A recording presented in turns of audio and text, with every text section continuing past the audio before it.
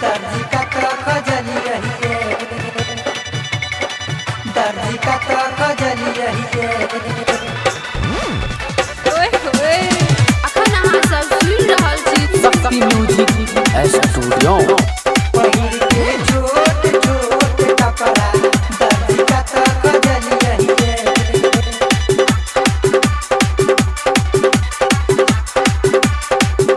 ये भौजी बहिन पागल कलिए हिये, ये भौजी बहिन पागल कलिए हिये, ये भौजी बहिन पागल कलिए हिये। पहिर के छोट छोट कपड़ा दर्जी का तो खजलिए हिये, ये भौजी बहिन पागल कलिए हिये। पहिर के छोट छोट कपड़ा दर्जी का तो खजलिए हिये।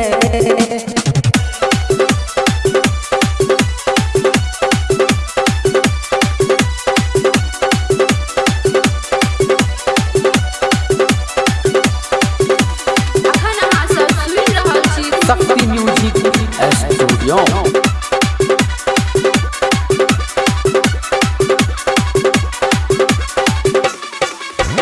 सुपौल बाजार से लहंगा किनलौ, कलना गांव से ओढ़नी, सर्दी गांव से साड़ी लो एलौ, किया न पहनलौ ये।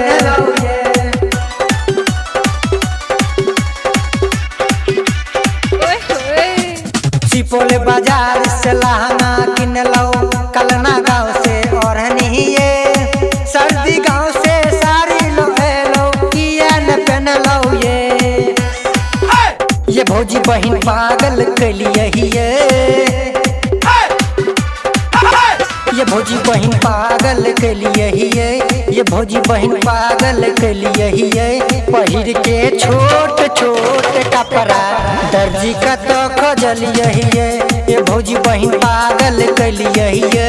पहिर के छोट छोट कपड़ा दर्जी का तो खजलिए हिये।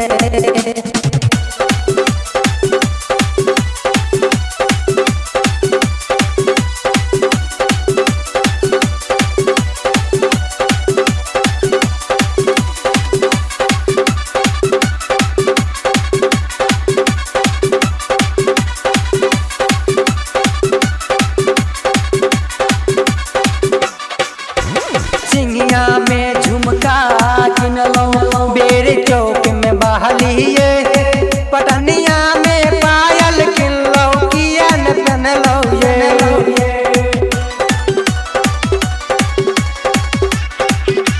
ओए होए सिंगिया में झुमका किनलौ, बेर चौक में बहलिए, पटनिया में पायल किनलौ, किया न पहनलौ ये। ये भौजी बहिन पागल कलिए हिये, ये भौजी बहिन पागल कलिए हिये, ये भौजी बहिन पागल कलिए हिये। पहिर के छोट छोट कपड़ा दर्जी का तो खजलिए हिये, ये भौजी बहिन पागल कलिए हिये। पहिर के छोट छोट कपड़ा दर्जी का तो खजलिए हिये।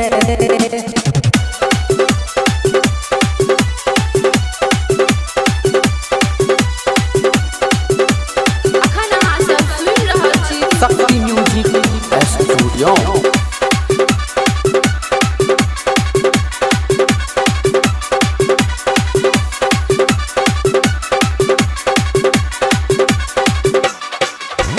हरियर टी शर्ट जींस यकारी दे लगैया भारी ये। ओम प्रकाश के बात मानू पहिर न लियो सारी ये।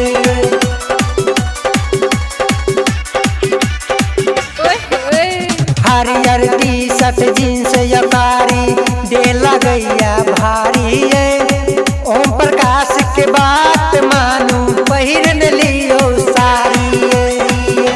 ये भौजी बहिन पागल कलिए हिये, ये भौजी बहिन पागल कलिए हिये, ये भौजी बहिन पागल कलिए हिये, ये भौजी बहिन पागल कलिए हिये। पहिर के छोट छोट कपड़ा दर्जी का तो खजलिए हिये, ये भौजी बहिन पागल कलिए हिये।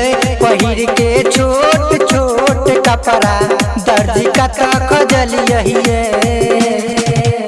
रिकॉर्डिंग शक्ति दादा दादा दादा।